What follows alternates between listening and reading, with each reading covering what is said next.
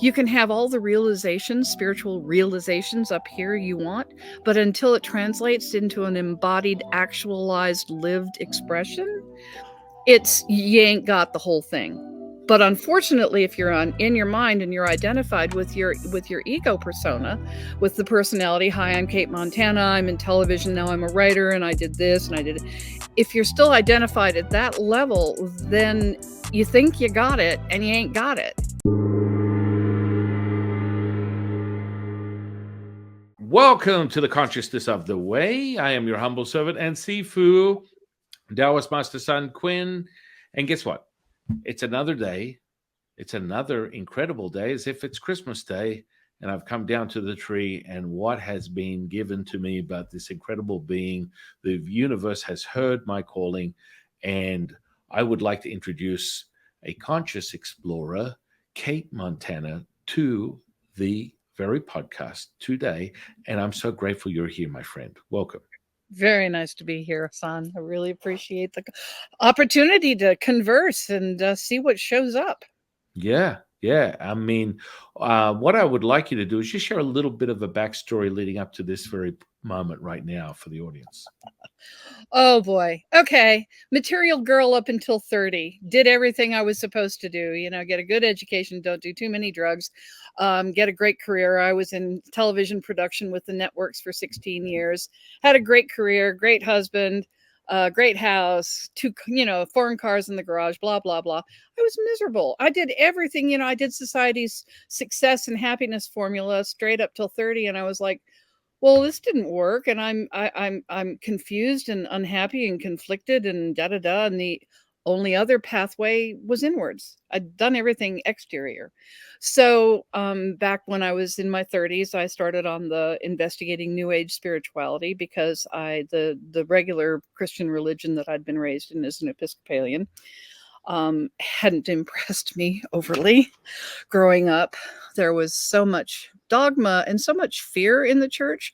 And I remember as a little kid sitting in church listening to the priest talk about how we weren't worthy enough to gather up the crumbs from underneath thy table, Lord. And I would look around at all these nodding adult heads, and I was just horrified. There was something so fundamental in me that felt insulted. It wasn't my ego, it was my spirit itself that felt insulted by that, and it just felt so fundamentally wrong. So I escaped the even though I went to a convent school in high school, I escaped that. So yeah, New Age spirituality. And the moment I heard the word enlightenment, I was like, that's mine. Because let's get on with it. Let's get beyond the confusion, the human despair, the not knowing. I think right now, if you asked me, San, what would be my definition of heaven right now, it would be certitude, not the certainty of factoids, not the certainty of a string of PhDs and letters behind my name, but that inner grounded sense of my true self that is so aligned with life that I know and trust that I am guided. Not because I have, as I say, a lot of facts or ideas or that I've figured stuff out, but that I'm aligned enough to be guided and to trust that surrender. So when I heard the word enlightenment, that was back with the big ego, like, I'm going to become enlightened, and I'm going to be a spiritual teacher, and I'm going to get on stage all dressed in white, and I'm going to tell people how it is, how it really is. Well, I'm also a Leo astrology, so hey. So I went for it. I left television. I left my husband. I went to go live in the woods in a one-room cabin in the middle of the North Georgia mountains with 2 dogs and a Lipizzan stallion and a cat, no indoor plumbing. And I just meditated my ass off for 3 years. No instruction. I just thought to look within and ask myself one question: who am I? And that's what I did. Hours and hours and hours, day and night. That's what I did. And lived on the land and grew my own food and got out of the rat race. And so that was the start of my spiritual journey, and that cracked my kundalini pretty fast. And actually introduced me to what my most latest book, Cracking the Matrix, is about. Wetiko, Wendigo, the AA, the archons, that's interdimensional influence, that a lot of Christians call Satan, the satanic influence. Because when I cracked my Kundalini, I didn't even know the word astral, never heard of it. But then I started having astral attacks and getting thrown into different dimensions and astral hells because I came raw and unprepared to the table, and with a lot of fear and a lot of ego. Yeah, so I experienced a lot of astral interference the first couple of years, and I actually thought I was kind of crazy. I'd gotten my master's degree in psychology to study what we know about consciousness, which it turned out to be fairly little. um and I actually went back and called my advisor, my master's advisor, and said, I think I need a shrink. And I did. I went to a shrink and I spilled my guts and talked about my visions and my astral out of body experiences and all this stuff. And I felt so purged and clean at the end of the hour. And I was like, well, what do you think? And he was like, well, I think we need to start meeting 3 times a week intensely, for the first year, and then we'll negotiate. And I was like, oh shit, he thinks I'm schizophrenic. Oh God. Right. So, but that was the next step was, okay, let's get some guidance. And I went to a psychologist who was a spiritual, who understood the word astral. And she went, oh, you cracked your Kundalini. Okay. This is a sign of evolution. Don't worry. I think you need to work on your issues with your stepfather, but we can do that and clean that up. So that's kind of the background, son. So, like, read a lot of books, had my fair share of spiritual teachers along the way that I'm very, very grateful for. And then got booted out on my own to go embody it, live it, walk the talk, which is where it got interesting. Yeah. Yeah. I mean, that's such a really interesting abbreviated admission of a awakening, a starting point per se, or a realization of something greater. And I mean, honestly, it's funny when we talk about Kundalini. That's an interesting one because I have friends, because we practice within Taoism a specific type of like internal alchemy practice, which has deeper roots in a system called the infinite Wuji body. And Mm-hmm. so with that, you access these inner centers with the Kundalini. They might be called chakras or whatever, and you turn on this alchemical process between electric and magnetic, and you're now pulpating the two energies and separating them at will, and then putting them together, doing other sorts of wonderments. And then we have general activation. Would you say that you look deeper once you turned your energetic body on through this Kundalini process? Did you look deeper into it, or were you okay with the processes? Because there's a few people that I know, honestly, out of all the people I know that perform internal alchemy, there's a degree. Kundalini is an interesting subject matter because it's a lot of there's very few people I know that can consciously show me the expression of Kundalini. I think energetic activation is one thing, but when you get to a Kundalini true awakening, like if you spoke to someone who like has lived their whole life doing this, they will go, okay, they can show me levitation, activating electric charge to illuminate other people, psychic ability, all this other stuff. And I've seen it with my own eyes where, guys are levitating. I'm like, whoa, nothing I've ever been motivated by. And when it comes to internal alchemy, I stick to physical healings. Mm-hmm. Did you look further at that, or did you sort of stay with the whole energetic processes of an awakening, and that was good enough? Or did you go deeper on some type of like self-cultivating practice? I got pulled into an organization called the Ramtha School of Enlightenment, which was a channel teaching.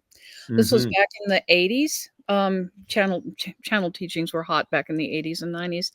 And this entity was very focused on what I would call cities. on being able to read minds, on being able to have proficiency in levitation, bilocation, that sort of thing.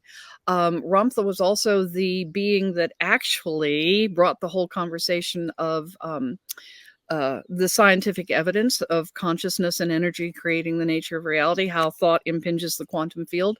It was Ramtha who opened that whole can of worms up back in the 1990s. And two of the students who were in the Ramtha school, friends of mine, Will Arntz and Mark Vicente, they wanted to bring that information to the world. And so they set about creating the documentary, What the Bleep Do We Know? Will was a very wealthy, self-made, wealthy man, and he, made up his mind he was going to spend $11 million of his own money bringing that marrying the science and mysticism together, and that's what was the foundation of What the Bleep Do We Know? And then, of course, on the coattails of What the Bleep came The Secret, which is now mind over matter and how you can create your own reality, and which is another whole two-edged sword. And it's all about, again, it's about personal manifestation, and it's about manipulation of matter and getting more stuff. And lo and behold, now we find ourselves 20 years into that whole spiritual materiality, spiritual materialism. It just really stirred the pot on that. Looking back, I and helping, because I was part of the whole marketing team that brought What the Bleep to the world. And it was like, looking back, I go, wow, well, I was innocent. I thought that was the answer. The mind was everything. No heart. Just a real separation. And again, about personal manipulation, this is all ego stuff. And and I didn't have the separation between my ego and, we could talk about the Christ self, we could talk about the higher self, we could talk about the enlightened self, whatever you want to call it, but I was still so identified with my own persona, Cate Montana, that, back to our pre-record conversation, you can have all the realizations, spiritual realizations up here you want, but until it translates into an embodied, actualized, lived expression, you ain't got the whole thing. But unfortunately, if you're in your mind and you're identified with your ego persona, with the personality, hi, I'm Cate Montana, I'm in television, now I'm a writer, and I did this and I did it. If you're still identified at that level, then you think you got it and you ain't got it. So to answer your question, so I went through a lot of different schools of, not a lot of different, Ramtha was my main teacher. And then after 12 years of that, I was like, I just got to go out and live what I know. And so I continued this interpersonal journey of a lot of heavy duty, asking that singular question, who am I? And, you can't, I don't think you can be deeply sincere and passionate and assiduously focused on one thing for how long? 2007, yeah, 20 years without something happening. And 6 hours of meditation a day, pretty standard. In 2007, I was meditating out in my yard as usual one morning, and I would, so many people can identify with this.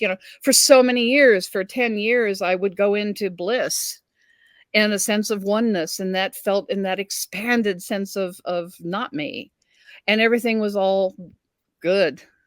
Everything was wonderful. And then I would open my eyes and holy shit, there I was again with my bills, with my relationship issues, with a dog throwing up on the rug. It's just like, oh, and it was a microsecond between bliss and oh shit.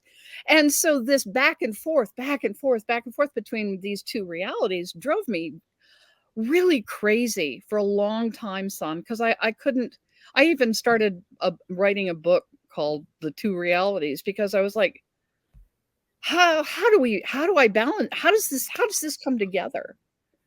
And then one day I woke up, and one day I opened my eyes after my 2 or 3 hour morning meditation, and Kate didn't come back. There was no me with eyes open, chewing gum, walking in the yard. And I was like, what a joke.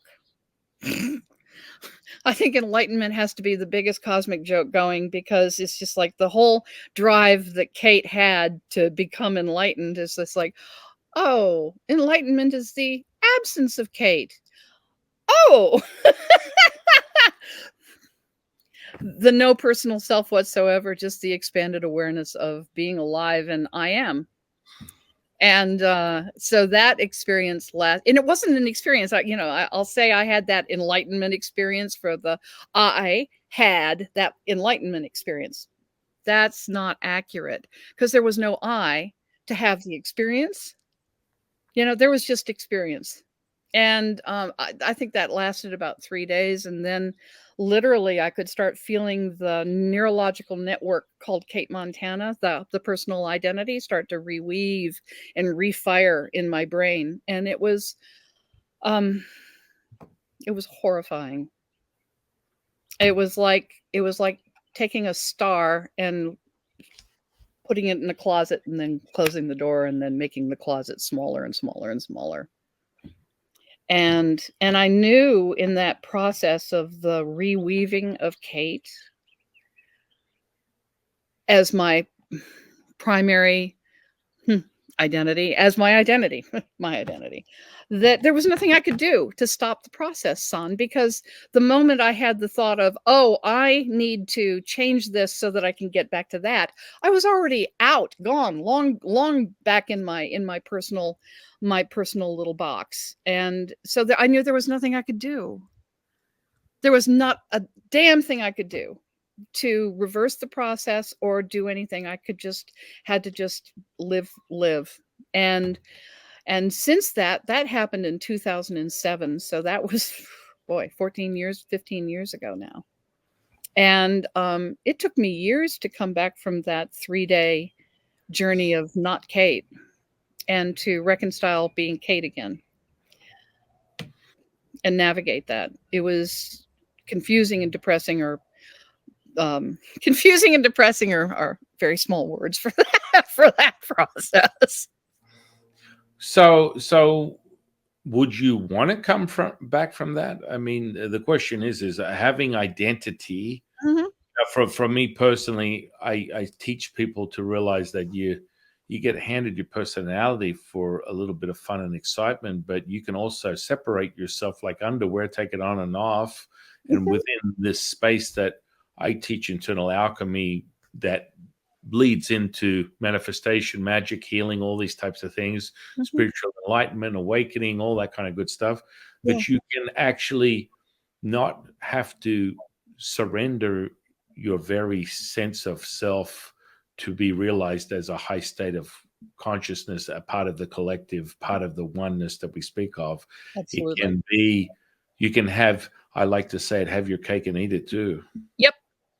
And But that was a long time. That was a realization. Took a long time for that realization to come, because I had been so trained that it was either the ego or the Christ itself, the higher self. It's either the lower self or the higher self, and never the twain shall meet, the two realities. And I was still so, and then I'd gone from being Cate into that 3 days of not being Cate, and that was it. And now I'm Cate again. So it took a long time to come to that realization, son, that I can be me, Cate, personality. It's nothing I have to destroy. It's nothing I have to get rid of. It's a beautiful creation. It's a beautiful expression. It's not all that I am. And so the more I can just be at peace, be at rest in all that I am, and stop battling. One of the damnedest things that occurred to me when I started writing Cracking the Matrix a couple of years ago, with the whole COVID mess hit, and I was like, oh, wait a minute, there's a lot going on planet Earth, on the dark side, that I'm not seeing and I'm acknowledging and dealing with. And one of the huge insights that occurred to me was that the program behind society, and the programming behind religion, and the programming behind New Age spirituality was all the same program. You're not enough.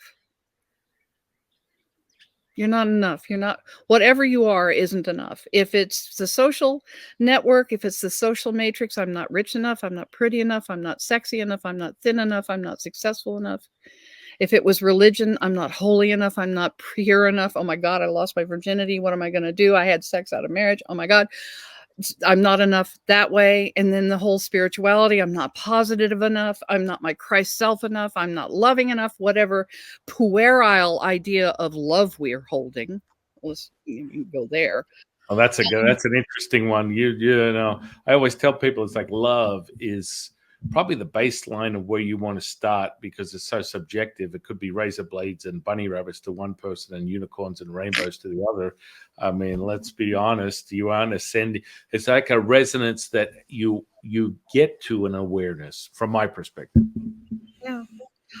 Finally, I've just given up, and just when I write about love, I usually do a love slash life, like love slash life force, life intelligence. Is like, to me, it's like, well, okay, love is fierce. Love is, this Haleakala, this volcano I live on could blow up tomorrow. And this just life in action, love in action, if you will, completely oblivious of concern about my well-being on a personal level. But it's not antithetical. It's not malicious. It's just life. So it's like, to try to wrap my head around what love is, I've had to, God, let go of so much romanticized vanilla pudding programming about love. And shoot, son, the more I let go of definitions of everything, the better off I am. But I really am glad that you made that point about that. No, you don't have to destroy the ego. I've got friends who have actually almost ended up in mental institutions because they went down this path of, I can't have a thought, I can't have a personal identity, I can't have sexuality, I shouldn't have money, I shouldn't have desires. Oh God, I should have no desires. And and at the end they were just empty shells. Very Yeah, sad. Very I sad. mean, it's like as a dear friend of mine who's a Buddhist monk or ex-Buddhist monk, he called it the dukkha, the Uh-huh. distortion. And Uh-huh. like he's not really so concerned about what he called the semantics, the idea of internal alchemy and this energy center and all this kind of stuff. He finds that a distraction.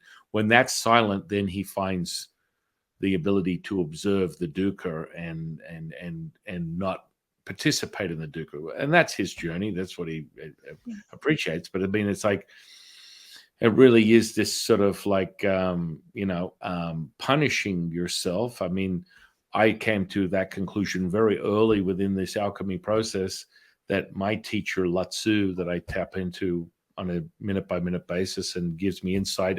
Latsu, my Latsu probably would be equivalent to the spiritual new faith version of the Akashic records per se. I don't know what you want to call it, but Yeah. whatever it is, whatever they tap into, Yeah. it's information for me. It's validation right now, right here, right now. What is tangible that you can validate from this higher consciousness that can be relevant right now, that makes it pertinent to this very moment. But in of itself, I was like, oh, you need to sustain from sex and all this stuff. And Latsu's like, that's a flat out lie. And I'm like, Flat out. really? Really? And then, you come across these yogis and these experts, and you find some of them that are like hanging around with like, these young, beautiful women that like are 1/3 their age. And I'm like, what's going on? This guy's like 80 and he's got like a 35-year-old girlfriend. And I'm thinking, okay, you got to tell me the truth. What's going on here? And he's like, well, the truth is, it's all bullshit, and none of this idea of abstaining from sex is an absolute like delusion. And quite frankly, you look at it, you go, guess what? You've been given this vehicle, and everything that in it is perfection. That includes being able to create a moment of bliss by yourself or with someone else. It's there, and it's there to be experienced. And so when someone goes, no, you shouldn't do that. I mean, that's a red flag right in of itself. I think we're just agreeing on this stuff. It's like, oh man, this is the first thing you need to run for the hills if someone tells you that. And he just basically said that. And I knew it, but it's like you empty the vessel to fill it up with this divine consciousness per se. And that was his admission. But I'm just validating what you're saying. It's like, no, it's absurd. And it is absurd, because when you come right down to it, it's like, okay, if we are spirit, there's really no difference between spirit and this. It's all one thing. The blessed truth of quantum physics is there's no tangible reality. There's no smallest little tiny particle at the foundation of all this.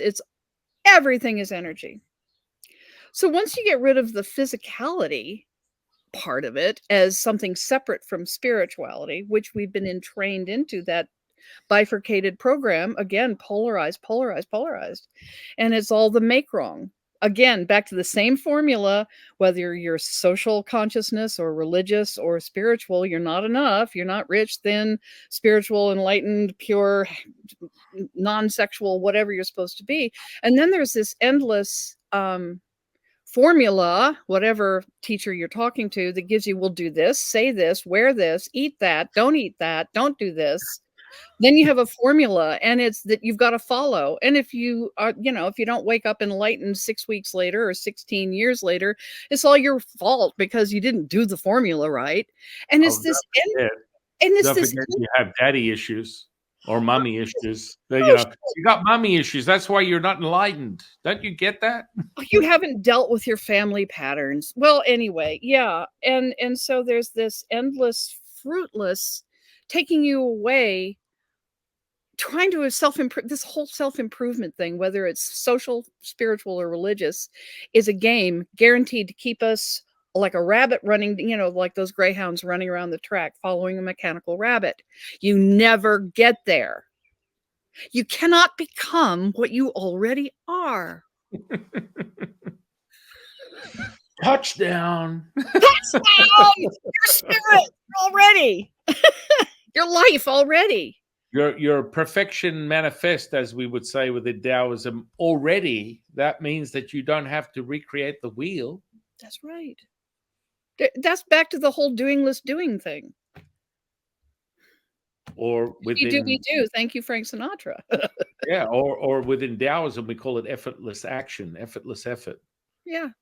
You know? And to get to that place, and how easy to say those words. It only took me 12 seconds. But then to get to the place of actually actualizing and getting out of this is an idea in my head. And then living it. Well, it's God, if anybody had told me back in 1980 something that it would be 40 years, 50 years later that I would actually begin to feel comfortable in my own skin, I don't know what, I would have probably drunk more vodka. Right. And I drank enough as it was. Right. It's so funny because you get this sort of like, there's like two things that they distract from a spiritual, religious perspective. There's two things I want you to be distracted from: sex and alcohol. Why? I'm curious. It's a very interesting thing. So alcohol, there's so much information going on about how, oh my goodness, it's like formaldehyde, it destroys your whole system. Everything's so detrimental to the degradation of the very essence of who you are. And if you drink it, you're going to destroy yourself, and it's a distraction. They call it the spirit because it evokes demons within you. And, immediately someone should go, red flag. What is the purpose? I always tell people humans are subject to addiction per se because it's part of the human condition. Now, what you do with it, whether you transmute it from alcohol to running 5 miles a day to just eating alfalfa sprouts or a bag of M&Ms, it's all how you perceive it. But I always tell people, if you're able to perceive whatever it is you're doing as a value, and when it's no longer a value, put it down and find something else that has a greater value than what it is. So when it comes to alcohol or even any type of drugs, it's useful until it's not. and Mm. people have a different perception. They're like, but I've been told that I need to be, I am John the alcoholic, I am Jane the crack meth addict, I am. No, this is a tool of your own exploration. Now, if you're coming to a point where you even realize that, and we're having this conversation, you're already leveled up. Yeah. You're already leveled up. Because Yeah. if you weren't aware of it, then it would consume you and I'd see you in the next life. Yeah. But it did not. So it's like, okay, it is what it is. And so for alcohol, I don't see it as anything more than a tool for someone to realize that. And when it's of no use to them, then they will stop using it. But Yeah. until then, it seems to be new age to be psilocybin, LSD, Ayahuasca. some type of mind altering drug that will open the gateway that they get for a fraction of a second. Yeah. Again, not a problem, but always realize those people end up on my doorstep because they can't replicate this epiphany moment for more than 4 seconds, where I can teach them how to cultivate it internally and have a DMT experience that lasts a week, let That, alone something that's only 20 minutes. And that's from within what you have as your own disposal, as you keep reminding us through this whole conversation that you don't have to attempt to recreate the wheel. You're not looking to be something you already are. that's right. I know. And at the same time, well, and at the same time, I've watched, I've gone the whole medicine route stuff, worked with shamans in the Amazon and Ecuador, in Peru, real shamans who, started their training at age 9 in the jungle, working with these plants and understanding the spirit of the plant and how it works at midnight and how it works during the full moon versus the no moon, new moon versus. And and it's really dangerous. I've a lot of shamans that I've worked with are really concerned about the whole new age shamans who, they take ayahuasca and they, do a couple weekend workshops and hang out their shingle. And, and they don't understand the energies. Huh? Are they called psychonauts or something like that? That's one word. I think Timothy, I don't know who coined that, but yeah. But it's like if you don't know the energies that you're working with, like in my book Cracking the Matrix, I went back and I started to understand the interdimensional influences that are negative, anti-life, entropic, what Christians call a satanic influence, which is a negative drag you down. You mentioned Loosh earlier when we started this conversation. That there is an intelligence, a parasitic intelligence, if you will, that feeds on negative emotions, especially powerful human emotions.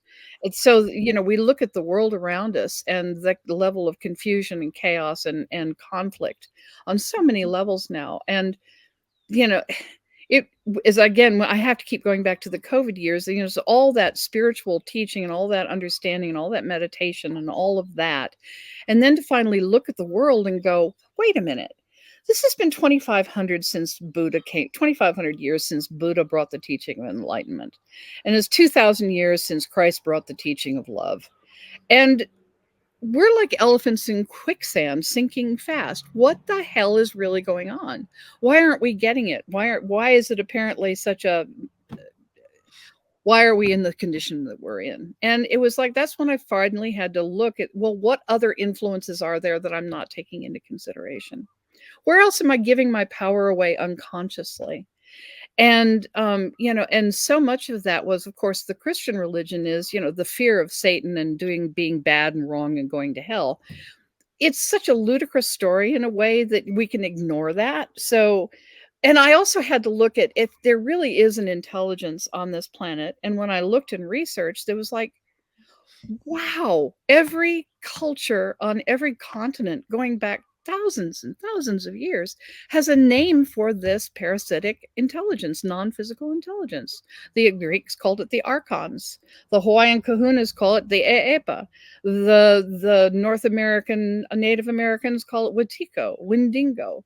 Carl Jung called it the antimimos, Iblis, Aishaitan, whatever. And I was like, holy crap, every religion, every culture for thousands of years has known about this entropic, negative, soul destroying, if you will, influence. Why don't we really know about it? if we know about it, but we're acting like nobody knows about it. And then I had to answer that question. Well, it's like I looked at religion as like, well, okay, if I believe in a red horned devil with a tail and cloven hooves, and he's going to pitchfork me into hell if I have premarital sex, that's just stupid. So I can ignore it. You make the story so ludicrous that, it's just like any rational human being who's been born since the age of reason dawned is like, no, I'm not going to buy that. So it becomes that presence becomes invisible to me. I'm too logical and rational and scientific for that hoo-ha. Well, then why don't I get it if I'm in spiritual my spirituality studies? Well, I'm coached only to look at the light. Don't look at the dark. Never look at the dark. You can't afford to have a negative thought. So I was always coached, look at the light. Don't look over there. Look at the light. Look away. Don't look at that. Because there's so much fear underneath all of that positivity that, oh my God, if I look at the dark, then I'm going to get sucked into the dark and I'm going to go to hell and be pitchforked and tortured to death for the rest of my life. So there's all this fear that is never addressed that gives so much power to this non-physical expression, intelligence, that doesn't have enough power to pick up this pen. And we're all running scared of it. How much power does that give that? How much loosh can that parasitic intelligence, non-physical intelligence feed on with all this ignorance and fear? And then we have the media programming on the other side that stimulates all the, the Armageddon and the satanic this and the, oh God, Linda, the exorcist. I mean, it's like, so we're terrorized on one part. And we're spirit, and we know that other forces and invisible forces exist. We're not idiots. We know it's really real. But religion has made us terrified, and spirituality has made us just look away. So we never deal with it, which means we never come into our own power. We just keep running scared and denying it, which gives this so much power. And as I say, can't pick up a pen. When I realized, son, when I got that how much power I was giving that negative entropic force. And when I understood its singular message to humanity for thousands of years has been, you're what I am. You're a piece of shit. You are a pile of poo. You're worthless. You're violent. You're aggressive. You're divisive. You cannot, you're greedy. You're this. Lower your light, lower your light, lower your light, lower your light. If this entropic entity, this Wendigo, these archons are down here, and we're these beautiful spirit beings of love, the whole gig is to have us, we're the creators. This non-physical influence isn't even a creative, it doesn't have enough juice to create anything, but it can insinuate itself in through wounds and through fear. And so the whole message is to get us to lower our own light. Get us to buy the belief that we are sinful, that we are these desperately, that we are demonic, that we are these terrible beings, that we have to self-improve, we have to beg God for forgiveness for being who and how we really are. And our light lowers and lowers and lowers until we're operating at its level, and then it can just literally take over. And when I realized that this negative influence requires these brilliant beings called humans who are spirit love beings, it requires us to create the prison that we lock ourselves into thinking we're despicable, horrible, evil beings. So we reduce our own light. We create its program for us because it's so powerless it can't do anything. And I'm like, when I got that whole program, son, and yes, I there are, the whole elitist globalist agendas of what's going on, the whole great reset, when you look at so much of the really the COVID mandates, so much of the confusion, what is being perpetrated upon humanity, again, to keep us divided and frightened, and to think, look at the world you've created. You pieces of poo, look at the world you've created, and it's your fault. And it's like, and we just keep cringing and making ourselves smaller and smaller and smaller. Oh, please lead me, please protect me from myself. And it's like, and we're these beautiful beings of light and love. When I got that whole agenda, son, it was like, oh, holy shit, what have I bought into? This whole self-improvement gig. I got to be Christed. I've got to be higher and la la la. What we've already been through. That's that whole journey to keep me occupied and not really knowing what's going on and always being frightened of my own shadow, thinking it's despicable when it's just old shadow material and it's the reflection of this negative influence. And we're not that at all. When I got that I'm not that, all I was left with was my light. And then it was just, it really was the liberation moment. You know, okay, that experience, that non experience in 2007 was liberation of one sort. Without my persona, without being Cate Montana, okay? Non-human. I don't even know how long my body could have continued in that state of consciousness on. There are some Eastern teachings that say after 72 hours, 3-4 days that the body drops because it just can't hold that level of consciousness. So Cate had to come back to re-embody so that whatever else could happen could happen. So now I have come, this has been my liberation point. When I finally turned around and I looked at this shadow material and I realized that, yeah, we're complicit. Yes, we can be greedy. Yes, we can be violent. Yes, we can be all these things, but it's not our true nature. And we have been influenced for thousands of years in a very negative fashion, in a very deliberate programming to lower our own light. And when I finally saw that song, it was like the prison gates opened and I realized, oh my God, I am not that. I am not that terrible human being that was greedy, that slept with that woman's husband, that did this. Oh, I'm so horrible. Or when I finally let go all of that programming and went, well, that's not my nature at all. And I am complicit. Yes. Have I done all these things? Yes. But there's also this other influence that has been driving us. So that we're not to blame. Complicit, yes. To blame, not so much. And that was a true freedom moment. Because all I'm left with is my real nature. Yeah. Yeah. I mean, that realization is sobering, and then also it can be completely liberating because you're not playing out within Taoism. We always remind you, when you act in virtue, you have none. And so it's kind of like this replicating of having to be something you already are when you're manipulating a narrative that doesn't need to be manipulated. You just are. Yeah. And so, oh, I need to be a certain way to ascend to something that I am already. It's like that's the misdirection, the distortion, the dukkha, as Martin would say, that is the very nature of what you speak of right now. It's like you came around full circle right back to where you started, where what am I doing? I don't have to do anything other than realize that I am light. I am this already, this consciousness that does not need to be distorted or to be refined or manipulated by my personality. I can still obtain this, chocolate chip cookies and Netflix on the weekend, and I like tie-dyed t-shirts and walks on the beach, and maybe Hallmark birthday cards are my favorite thing. Who knows? It's okay. Yeah.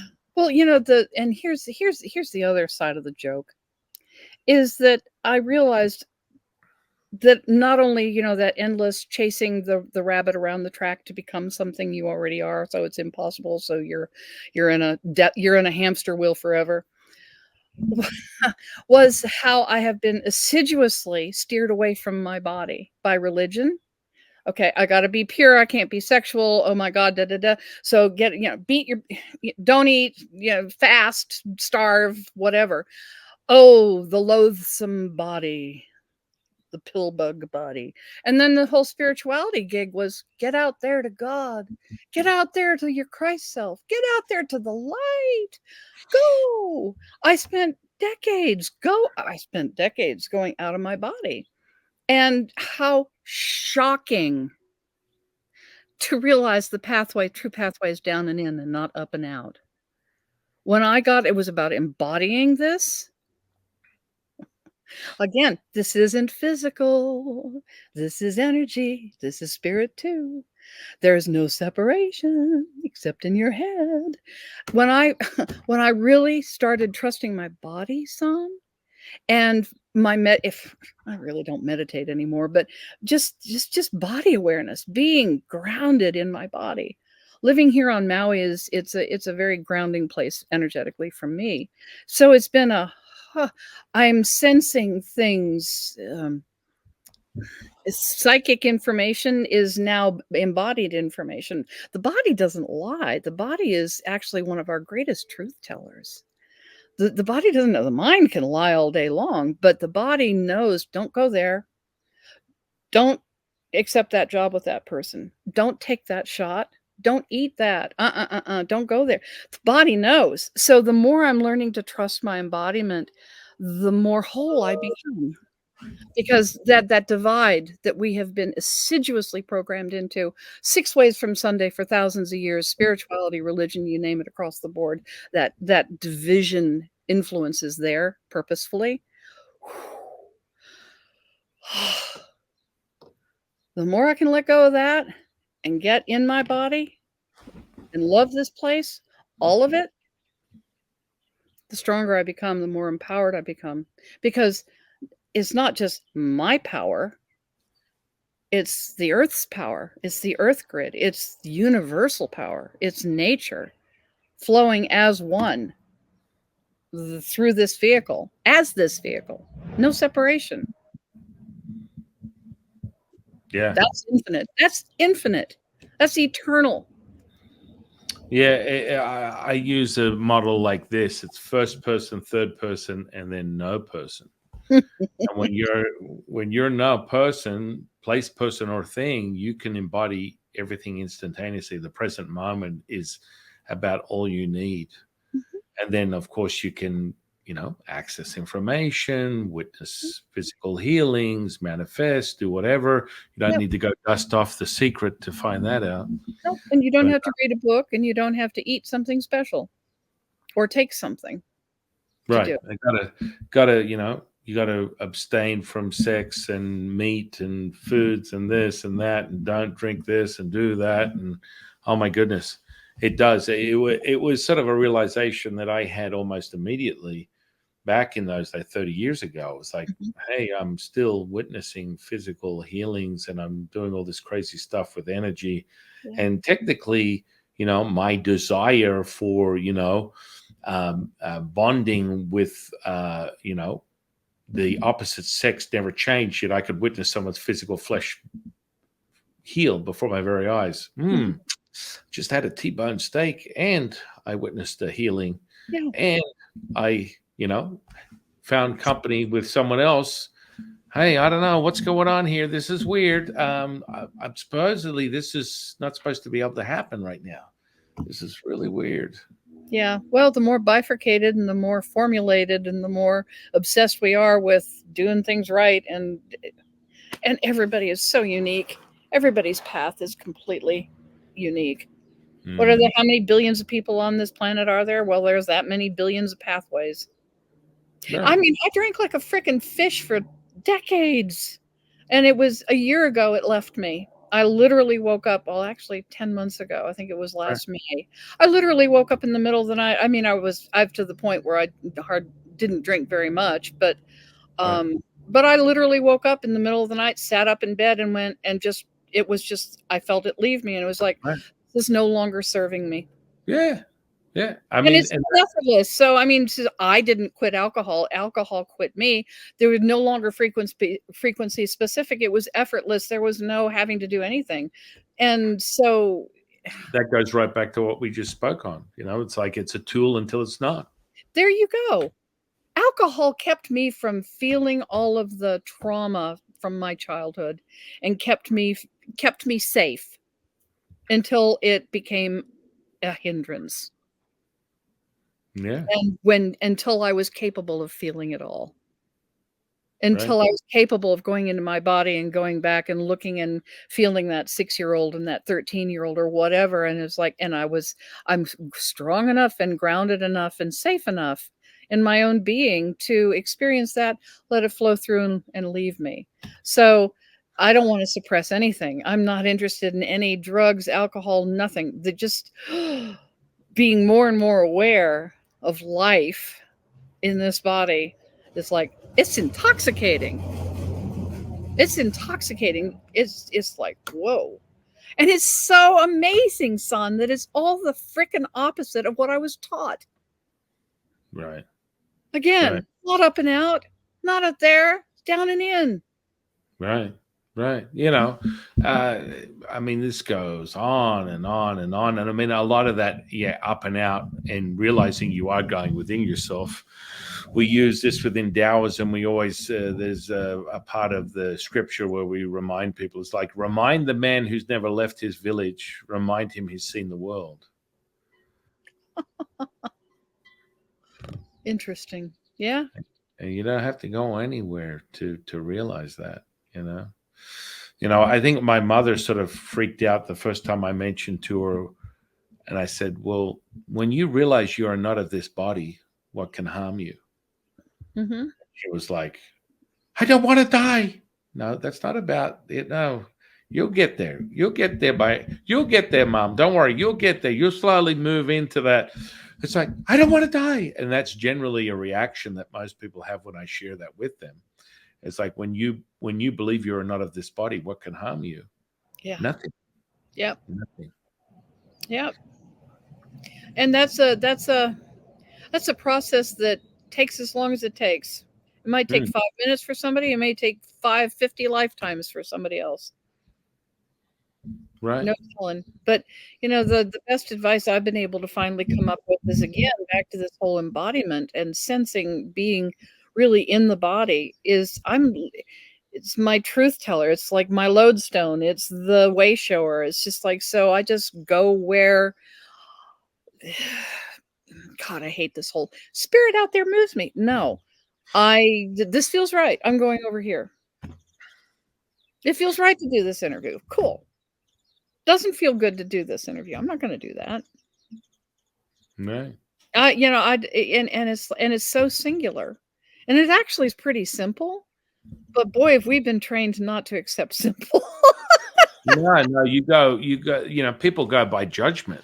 I've done this many times. Like, I like to show people their perception is altering. And so, give them a question. I'll ask them a question. I did this once. It was like my little experiment where I took this person who had a belief system in a certain way of things that should be a certain way. And I got two piles of photos of people that believed. One pile was a pile of people that believed in what they believed in, and the other pile was a pile of people that believed in something else that they didn't believe in. I mixed them up and I said, now, I want you to take these piles, and I want you to separate the people that you like or dislike at face value instantly, right? Mhm. And so they went through, they did it. It took them about 15 seconds. There was a pile on each, 20 in each. I said, interesting. And what made you determine who you liked or didn't like? I don't know. I just knew. I just knew. Mhm. And so when I turned over the piles, each pile was basically a correlation of the people that they didn't like were the people that believed in something that they didn't believe in. Mhm. And they were like, whoa.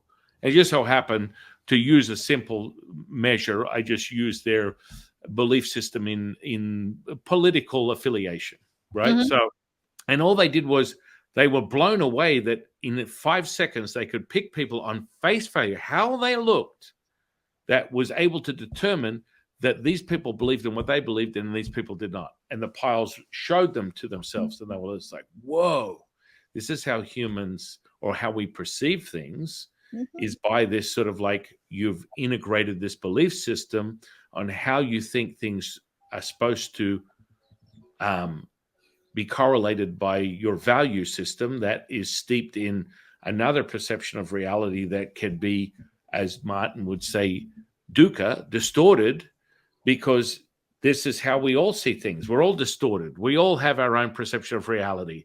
And, what's good, bad, or indifferent, what I believe that you and I are having a consensus with is that this whole fantasy or stereotype of what is enlightenment is, from our own journey and realization, just that, a fantasy and perception. And it'll only become that way in the definition and how Cate and I see it when you come to your own conclusion of this. But we're just saying, hey, look, we've spent a few decades around the block here, and we've come to this realization. And through the feeling, we know this to be true.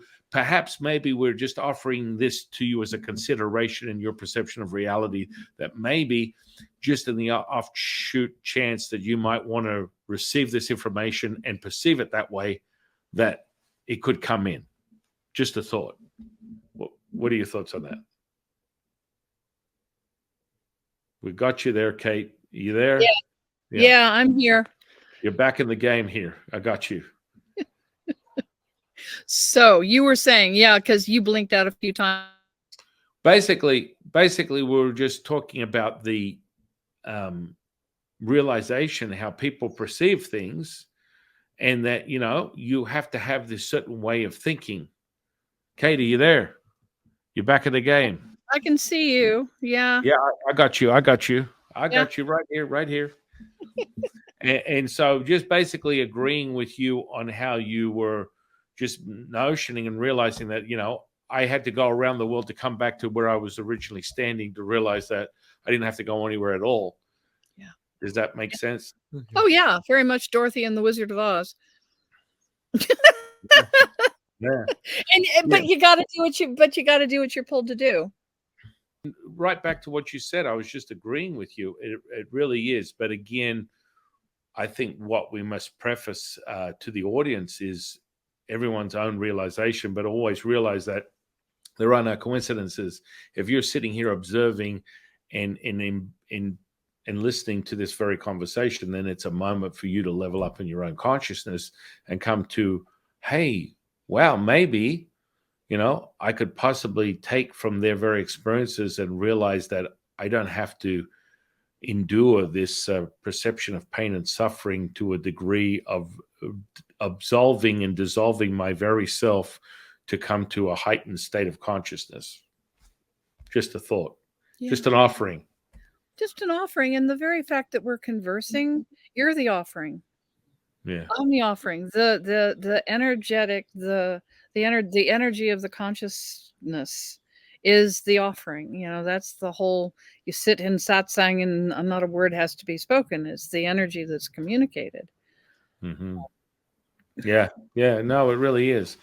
I mean, so you've sort of stepped away. You don't meditate anymore. You're just present within yourself, and energetically, you feel many different things and you experience stuff. But it's the feeling that is the validator. I always use the physical body as a tuning fork for the realization of what it is that you're having. It's like a lot of people are like, oh, I'm out of body. I'm doing astral projection and I don't feel my body. I'm like, well, you're feeling something. It's been registered somewhere. It just happens to be this. Because when you come back, you're like, oh, this happened and that happened and this happened. What did you cut? Where is it all stored? It's in here. Oh, and I felt this when I went through the sun and the angels came out and they touched my forehead and it's still coming in, it's coming through this right. It's still being registered here. So, there's a little bit of what I would say a little, as my friend Martin would say, dukkha, some distortion going on there. And, how deep it is up to the individual. It's like what you get out of it. I mean, Tom Campbell, I had on the channel. I don't know whether you're familiar with Tom Campbell, but he was sort of involved with a guy by the name of Bob Monroe, the Monroe Institute. Oh, the Monroe Institute, sure. Yeah, so Tom Campbell had been studying with Bob for probably 60 years doing out of body. Mm-hmm. And so he sort of tortured himself and having to, he literally did. He was like, I had to train myself to think with my left side of my brain. Mhm. And it's like, I'm a creative intuitive. I had to train myself. And he ended up becoming a NASA physicist on Oh, top interesting. of being an out of body expert. But Mhm. like, he had to train himself. And he goes, still to this day, I embody 99% of everything I do is intuitive. It's Mhm. not intellectual. Yeah. And so, just that in itself, or a dear friend of mine, Hans Wilhelm, would say, if it's contracting, I'm running for the hills. If it's expanding, I'm running towards it. It's kind of that. I mean, really, that kind of sums it all up. It's like right back to what confirming what you were admission towards was how you're feeling. Your body's telling you, hey, this seems right or this seems wrong. Now, I would preface that perhaps maybe how you nurture your emotional attachment to that could be refined a little bit before you finally use as a tuning fork.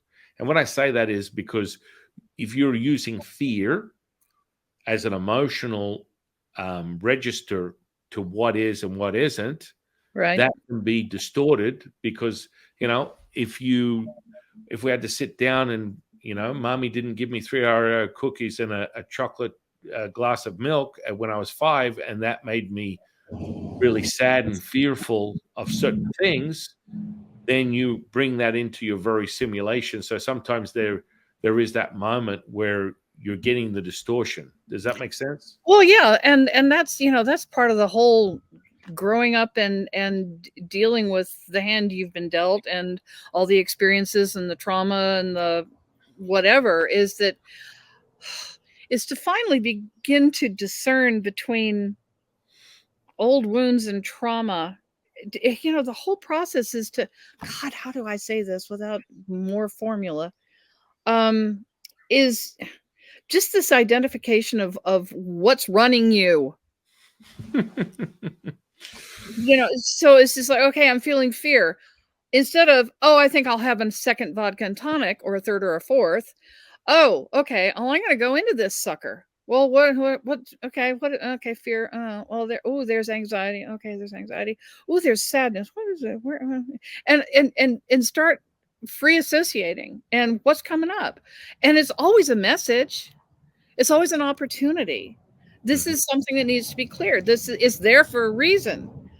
Well, fear, I mean, if there's a saber-toothed tiger over here or whatever, I mean, Yeah, if there's a yeah. really healthy thing, obviously, we all know that.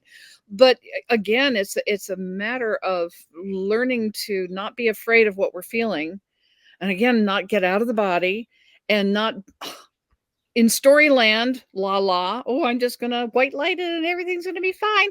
It's just like that's just escapism. So fear comes up, process it.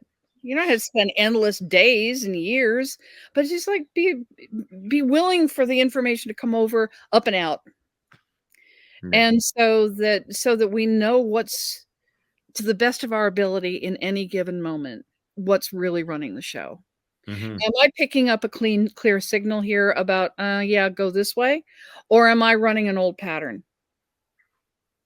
And we can learn to discern the difference. It just takes practice and a willingness to examine what's there. And again, to feel what's there. Well, I mean, through your background in exploration, and I think through your own admission, you had a master's in psychology or something of that nature. I always tell people if you're coming from biology, psychology, neurology, physiology, you're limited in of itself because that construct Analogy. it's limited. It's limited, and let's just say from a psychological perspective, for me 30 years ago, someone coming to me on my doorstep going, I'm seeing spirits and ghosts and whatnot.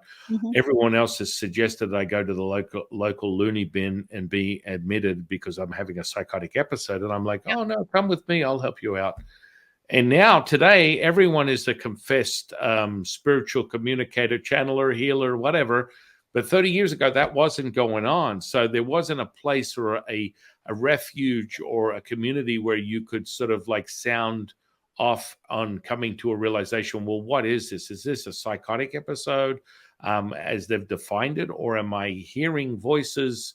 Am I really talking to spirit? What is really going on? And this comes back to the model of your discerning and affirming what is true and what is not Yeah. through a practice. And how would you share with the audience how you would refine that skill for yourself or through your discovery over all these decades?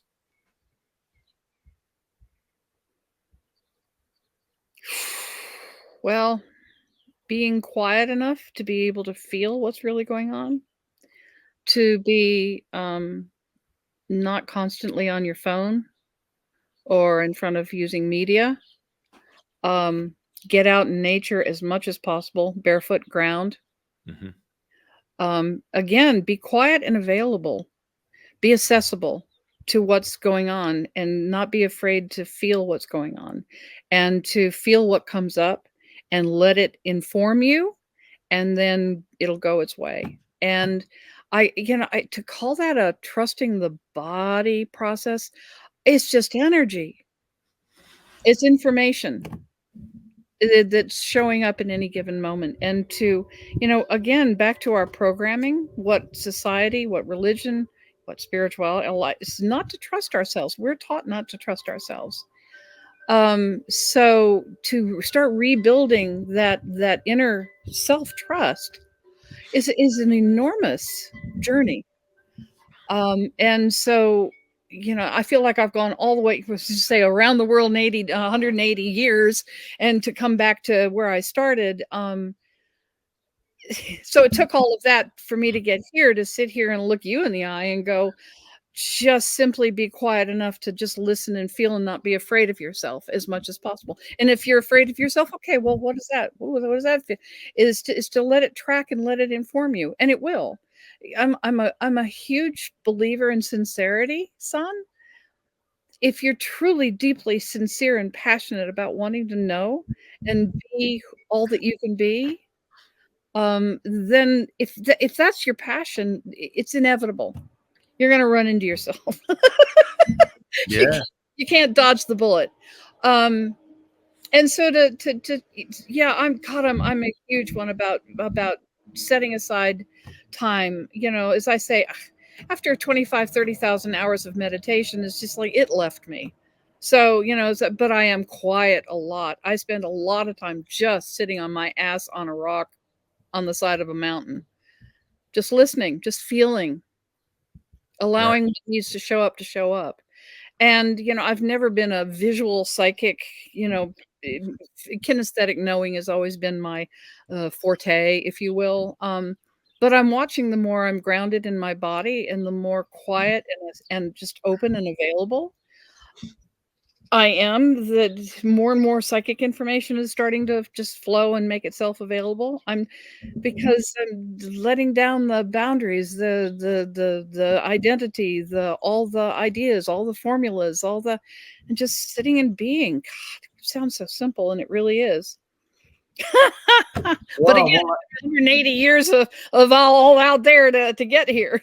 well, I mean, you could simplify it to a state of consciousness by being with yourself. You come to a realization that that's all you need. But for those people that are in dire need, that are in fear, that are experiencing what people would call the matrix, the dukkha, the distortion, Yeah. they need a little bit more refining of that. So instead of being Gandhi, in your definition, something that could be a little bit more tangible, because that's very, very, that's a So big, So I big sit there point. and I go, "Oh, I want to do that. I want to read this book. Oh, I'm pulled to this YouTube person. Oh, I'm pulled to do this class over here. Okay. I'm going to, I'm not just saying to just sit on the information where you need to go next is going to come up. Hmm. It'll show itself. And Right. just to follow the thread, it's Ariadne's thread. It may take you to whatever you're offering, son. You know, somebody that you know that you interview, and is in one of your one of your viewers goes, "Oh my God, I've got to read that book that this person or do this course that do it." Absolutely, because that's your path. And you know, and if you get weird messages, it's discernment is so. God, how do you develop discernment, son? Yeah. Well, I mean, this is a very good question, and how I do it or teach people to do it is refining things to the energetics. Everything is energy, everything is vibration, frequency, and you Yes. to hold the line. It's a resonance, and if you can Yes. resonate with it, then it becomes yours. Moreover, notioning or motioning towards this thing called the secret, which I think is flawed in many ways, but still if we talk about the secret, that's an interesting one because I felt like a lot of people were disappointed with the construct of that whole storyline because there was one little fundamental flaw in that was identify your values. Mm. And that's a separator right there. And I looked at that and went, this is why so many people are like, yeah, I used it, I read it, I saw it. Doesn't work for me. Because ultimately from my own journey, the only way to create something is this present moment, and you have to be void of all things Mm. to realize it. And so there are many your moments of consciousness and being one with all things. You're not identifying as yourself, you're just feeling it. It's just now.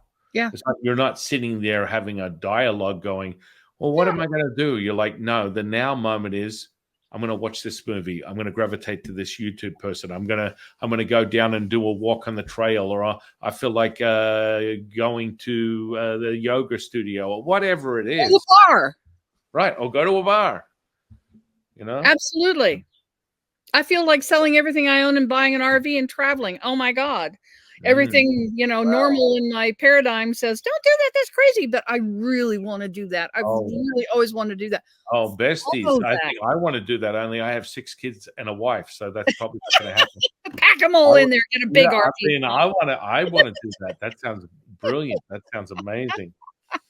So yeah, that whole God, it sounds so simple. Don't follow your heart. Oh, thanks a lot. Well, a lot of people are still on that journey. Like a lot of people would go like, well, it's easy for Cate to say. She spent decades discovering this realization. Yeah. But how I would say it would be the present moment consciousness is bringing you to an epiphany moment that the dialogue between Cate and myself are giving you that aha moment where Mhm. you don't have to spend decades the way we've spent decades. You can experience it right now. Mhm. Absolutely. What are You you know. feeling right now? What's next? Hmm. And Yeah. it's just a freaking trail of breadcrumbs. Right. Right. One prompt to the next. And if we're just, simple enough and quiet enough to be able to feel the prompts rather than being completely inundated with a barrage of media and constant electronic interference, it's very important for people to give themselves the time to listen in. Mhm. I think you made a valid point. What's the fastest way to do that is to change your behavior. So whatever your likes are or your dislikes, get a list of them and then go out and do them right now. So if you've got issues and inhibitions about certain things that you can't realize, like you don't like people massaging you, or perhaps maybe you've got an issue with your sexuality, take off all your clothes and walk down the street. Do something completely out of the ordinary that would not be. This is changing behavior and changing patterns. And that's sort of like all of a sudden, a lot of people use this expression. It's like, no one wants to strike a match in a dark place, right? Yeah, You- that whole do whatever, that's very Gurdjieff. Change your routine, change it up. But Well, yeah. that goes against the feeling, right? I still got to go with your gut, go with your heart, go with what feels right. Well, you said it's all resonance. This Right. feels right, this doesn't feel right. Go with what feels right. Right. So maybe You it look right. is. I mean, you may be a visual person, and it's just like, I don't know, something about this person or this situation doesn't look right to me. Go with what looks right. Yeah. Yeah. So that still is a change, though. We're giving people an awareness right now to go, hey, you can change how you feel instantaneously. Absolutely. I do that sometimes when I want to entertain my kids. They're like, Dad, let's go. I live in Las Vegas. So let's go Uh-huh. down to the strip. I'm like, okay. And I'll find a group of people and I'll be like, have you ever felt complete relaxation and complete bliss inside of 3 seconds? No. Would you like to? And sleep. And then their friends are like, oh my goodness, this person is out cold, standing up with their head down. And I'm like, okay, get this. And I tell their friends, I'm like, now this is what's going to be really fun. I'm going to erase their name. I'm going to be Justin Bieber, and I'm going to take their wallet and keys while you're standing and watching, and I'll wave it in front of their face, and they won't know any different. And they're already going, how did you do this to my friend who's standing there, who seems asleep, but is not, but seems weird? And wake. And they wake up and they're like, oh my goodness, it's Justin Bieber. And I look like Justin Bieber, right? And I'm waving their wallet and keys in their hand, and they're like, oh my goodness, it's Justin Bieber. Can I get a photo with you? And I'm like, are you missing something? And their friends are like, oh, what is going on? How are you doing this? How is this happening? And the friend is still in this state.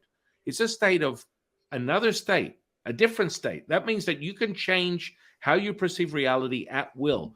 And then, of course, it's wake up and they're like, holy crap, how did this happen? Now, this is just showing you there's a state of consciousness. So if you want to change your behavior, the question is can you or can't you?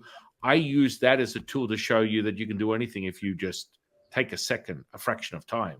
It doesn't have to be something that is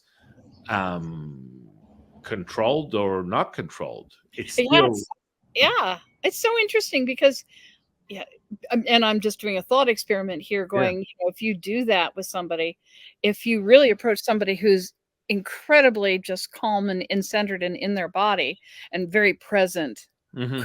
could you pull that veil over their eyes? Well, Probably it's not. brainwaves. You Yeah. see, it came You back can't to you can't entrain somebody who's already entrained to their own signal. well, it's all got to do with the brainwaves. So, the old expression of non-verbal hypnosis is from this guy, I think Mesmer or whatever. Mesmerized is Mesmer. the word that came from Mesmer. it. Yeah. So Mesmer was back in the 1800s and coined the non-verbal hypnosis, but it's an actual brainwave. Like within Taoist practices, it's a thought projection. So you're already in tuning a different sort of state of consciousness with my thought process because I trained in it so often that you literally walk into it like anything, just like a 5G wave. Mhm. You're walking into these waves are happening. So if someone was all based in actuality, what that identifies with for the individual is someone that is extremely powerful and able to focus quickly. So what happens is if I'm asking them a question, the inner workings of that has already got linguistics that are infused with the very gateway to the suggestibility. Right. So what happens is if I'm talking to someone, they're already opening the gateway of their unconscious, which you understand being a psychologist, being in the depth of understanding consciousness, it happens that quickly. The whole purpose of that experiment, that exercise, is to show someone that they can change their state instantaneously.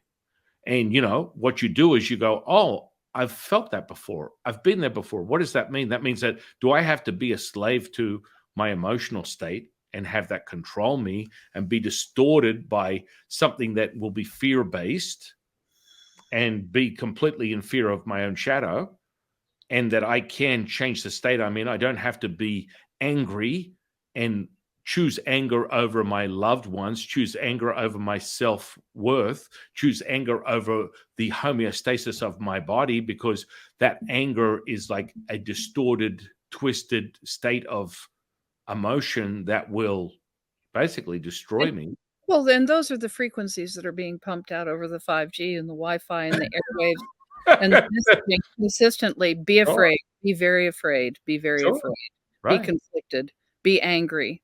Yeah, Yeah. no, it's so finding ourselves amidst all this information. Mhm.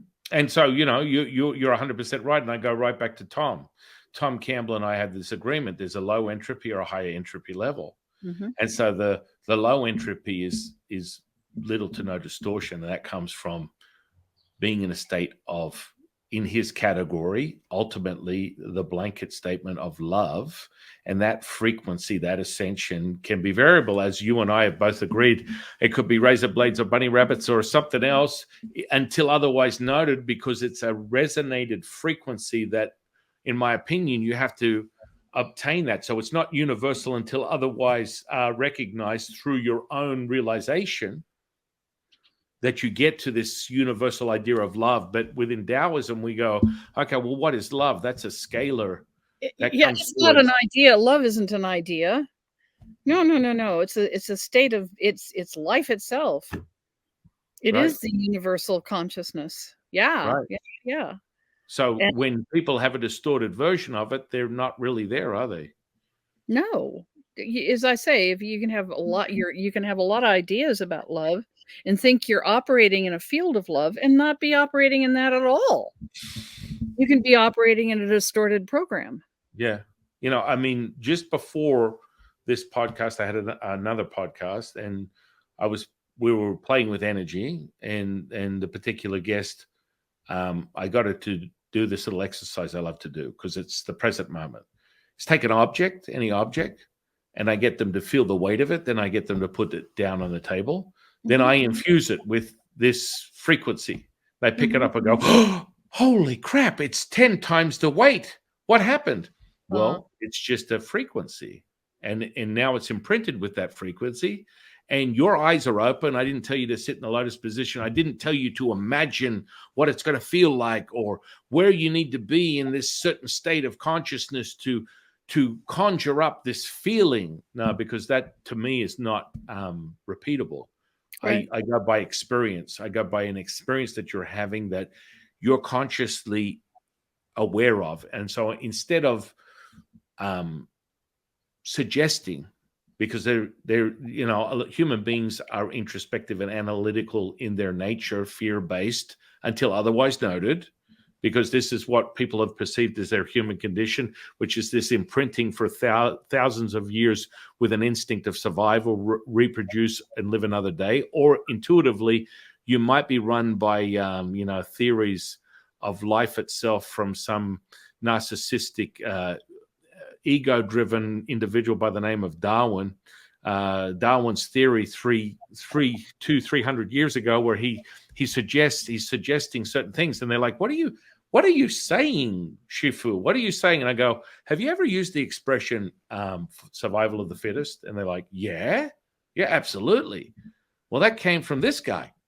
And so how did you end up with this survival of the fittest idea of reality that is coming out of your very mouth, that you understand, that you probably heard from grandma or grandpa or Uncle John or whoever, your neighbor next door? It's still repeating itself as a psyop over hundreds of years through the inner programming of this state, where this guy kind of came out. And really what we're speaking of is literally what he talked about 200 or 300 years ago, where he said, hey, I've really observed a few things in reality, and humans reproduce too quickly. So we can't produce enough food. So these are the three things that I suggest should be conceptual, but maybe I want you to apply them as reality.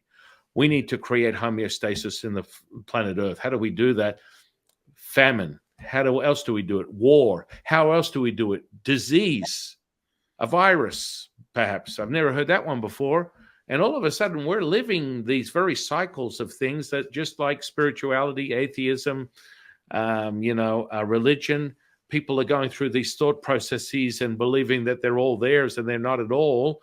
And then you come back to the realization, like Cate had, where she went through all this stuff and then realized that it was all within her. Everything she needed to know was that reality. It's like, so I wrote a book called Cracking the Matrix, but it's not, it's like Ezekiel's wheels within wheels.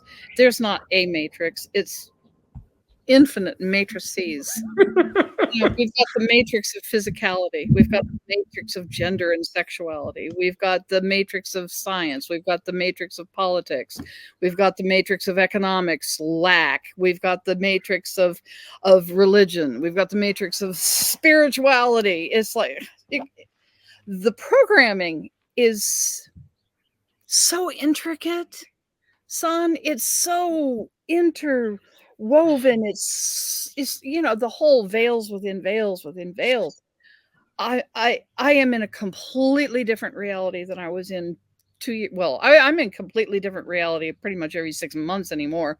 But compared to where I was in 2020, I am in a completely different reality. Yeah. Well, that was extremely fear based. I mean, that was horrible. Yeah. How do Yeah. we put it without blowing ourselves off the internet? But let's just say we don't use adjectives. We get what we're talking about. But the reality is, I mean, that was probably, in my opinion, the greatest perpetrating like successful fraudulent act on humanity that we've ever experienced. Absolutely. And as a result, a great opportunity to wake the fuck. To say Yeah. it bluntly. Well, To say it yeah. bluntly, Yeah. yeah. Because there's not anything left. How I was educated, there's very little left of what I'm even entertaining flat Earth. Come on, son.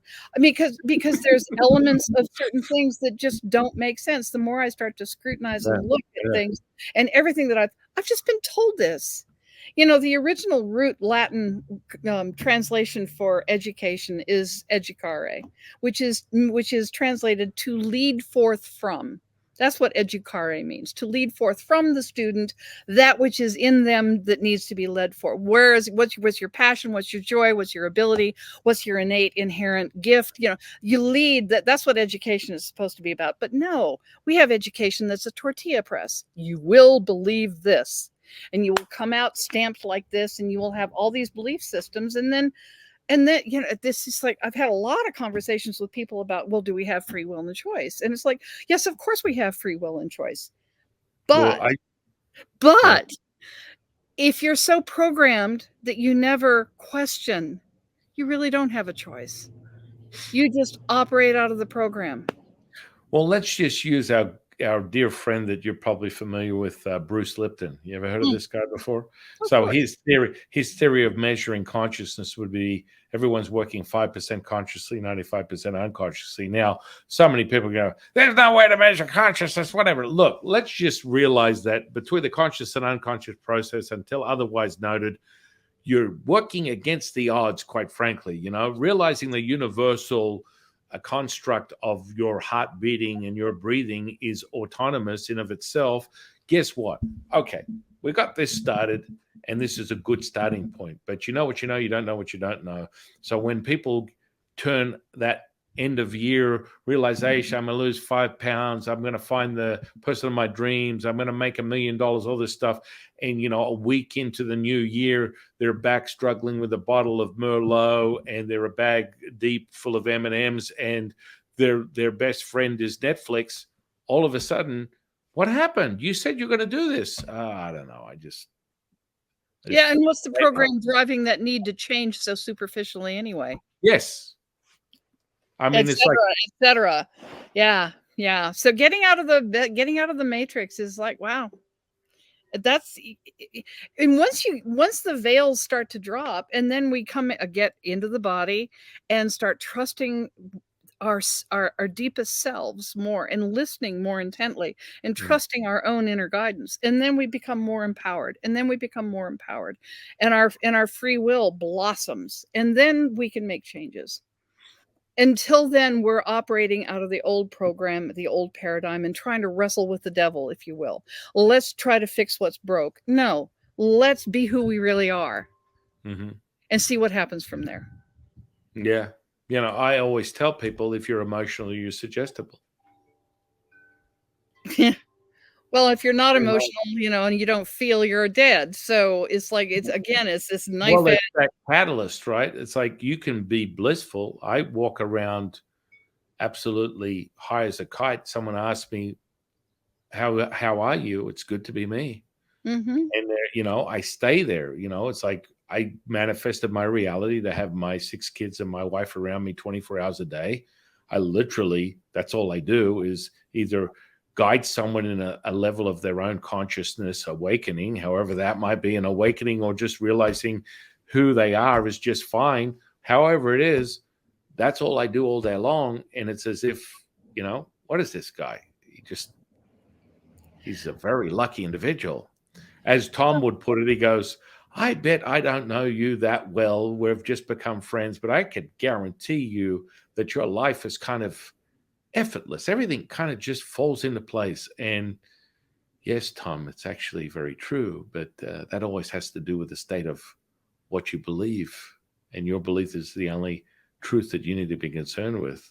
And then authoritarians, or they get all warm and fuzzy inside when they hear you say that your truth is the only truth you need to be concerned with. And people are like, that's like empowering someone to believe in what they want to believe in is the truth. And then you could have some maniac that just goes off on some left side of the field with this idea that it's okay to do this, this, and this, and this. But I mean, what Well, else do you have? well, here we go with, well, what is truth, and Yeah. what is the real self? And if it comes down to real simple. The more complex it is, the farther off track you are. Okay? The more rules and regulations, the more off track you are. Yeah. You know, Ultimately, it's a matter of what is life sustaining? What is life? Life is all about growth and expansion. Life calls out what doesn't work. It moves on from what doesn't work and reinforces what does work. It is not sentimental, but it is protective. It is fierce. It is expansive. It's continually expansive and growing. So, what is in alignment with life? It gets real basic, real simple, real fast. And then to start making choices from that place. It's like, again, the more complicated I try to make it, the more losty I get.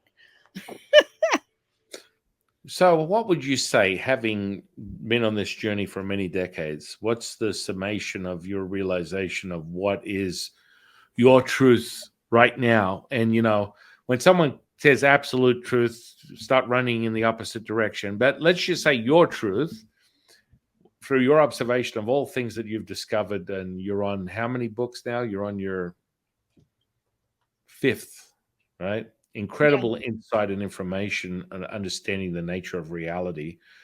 What is your summation of everything right now? That it's simpler than we think.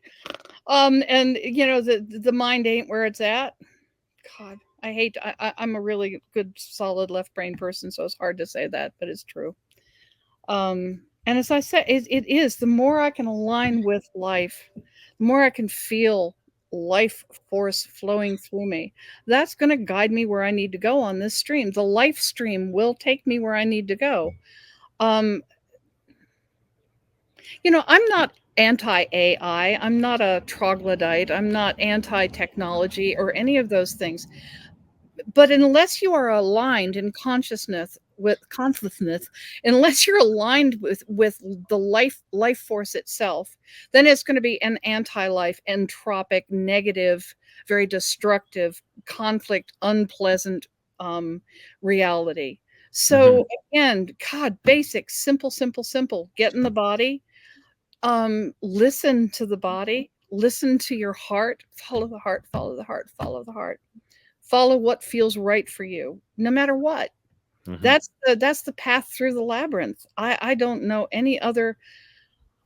I don't know anything else better. No matter where it takes you, to some teacher, to no teacher. It's like only you know what's right for you.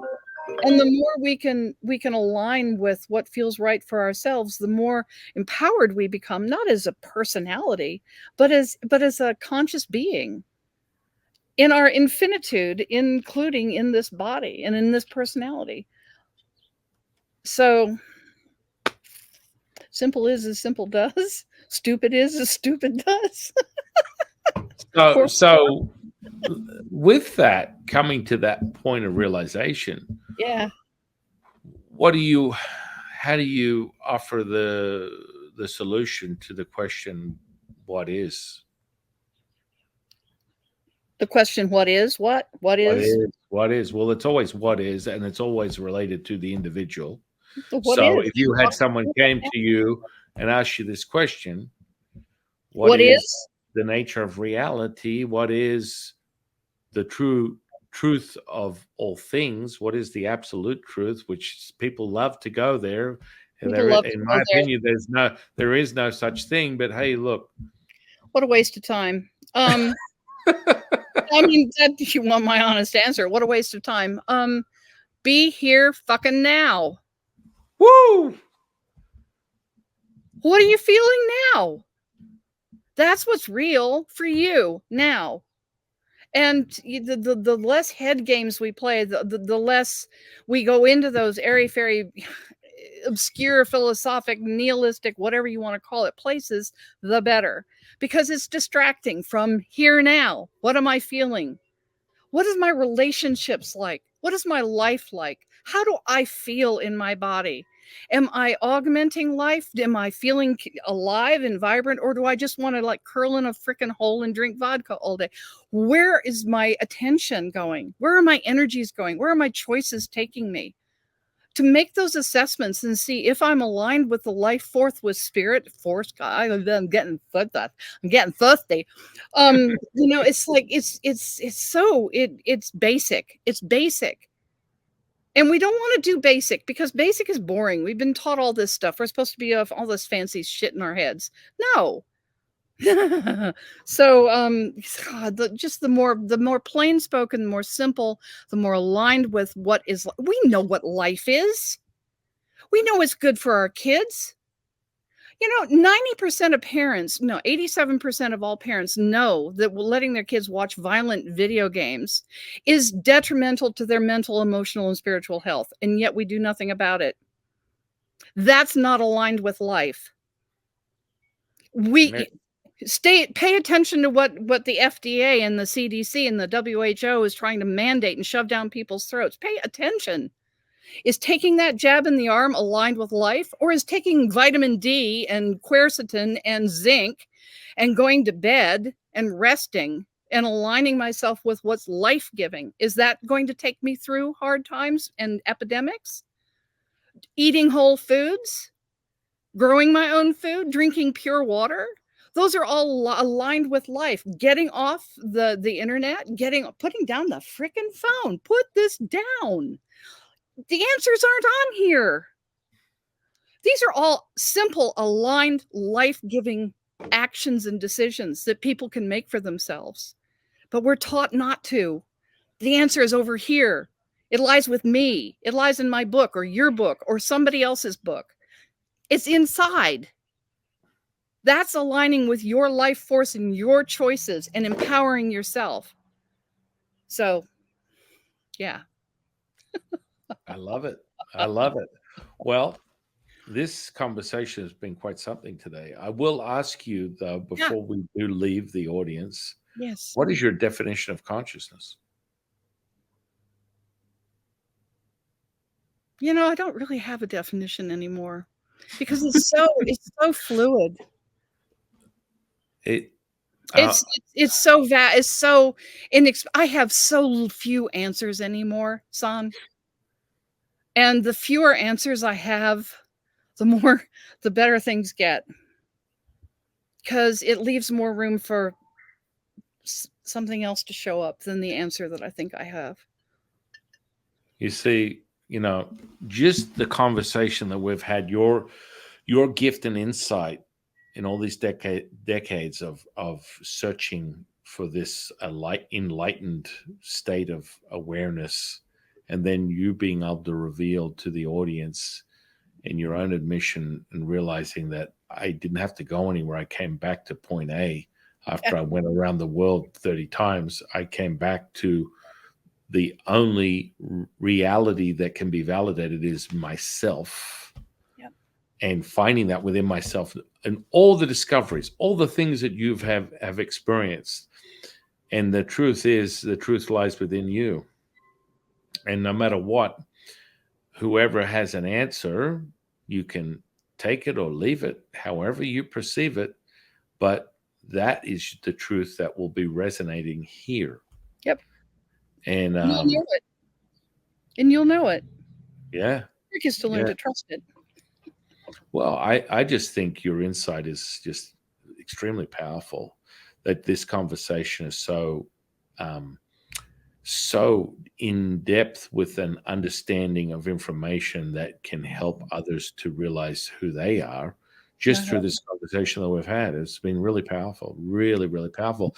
And then I really want to suggest to the audience to go and take a closer look at Cate's, inner workings through her books, her information, and all the stuff that she's sharing with the world, because this is fundamentally necessary, in my opinion, that people are able to grasp all this woo-woo mumbo jumbo and have it diluted down to a state where experience can help you understand. It's like so many people have these moments where, you get the answers, but no, I'd rather enjoy the pain and suffering and come back to had the answer 30 years ago, but don't worry, it doesn't matter. And I mean, this is really a level up. Our conversation today is to really give people who are seeking this stuff, that are listening for the exact reason of that, and the consciousness is giving it to them. As Tom Campbell would say, the large consciousness system is giving you exactly what you need right now. It doesn't matter what it is; it just is, and that's the probability of things, and that's how you're receiving it, because it's handing it to you because you're looking for it. And so that's what this conversation is for, to help people come to that realization immediately, not like expending decades the way you and I have, coming right back to where we are right now. Yeah. Thank you, son. I really appreciate you. I'm very grateful to the universe that you have been brought into my life, and I feel as though we've created a new friendship. Well, we certainly have covered some ground. Yeah, yeah. And with that, it just starts there, and just through your own admission to the audience, you said, you either resonate or don't resonate. One of Cate's big indicators was, I'm going to come on here because I resonate with the information, the energy, the person who's asking me, inviting me on. And that's really the simplicity of all things. Yeah. Contraction, expansion, beginning and end. Yeah. But so I want to thank you. And what are you offering the audience right now? I know you're finishing a book. Is there any other things that they can go and discover about you on the internet, or maybe my Substack column? Okay. It's C is Cate Montana, Cate with a C, cmontana.substack.com. Okay. And so it's just weekly musings, commentaries, musings, what's going on. And Cracking the Matrix is my most recent book. I've got another small book coming out on that I can't even remember the title of at the moment. Something along the lines of gender, patriarchy, and other myths. But anyway. Yeah. Hey, look, it will come to you if it's of value. Always. No, it will. Yeah, even if it doesn't look like it's valuable, it's valuable. If it's right in front of you, that's where you need to be. Right. Right. But again, start getting inside that body and feeling what you feel about what's in front of you, and let that guide you. I agree 1,000,000%. 1,000,000%. I just want to thank you for sharing your time with us today. Totally. Me, you, son. Thank you. And I want to thank the audience for sharing their time with us today. And in closing, I am your humble servant and Sifu, Taoist Master San Qing, and I'll see you on the next one, guys.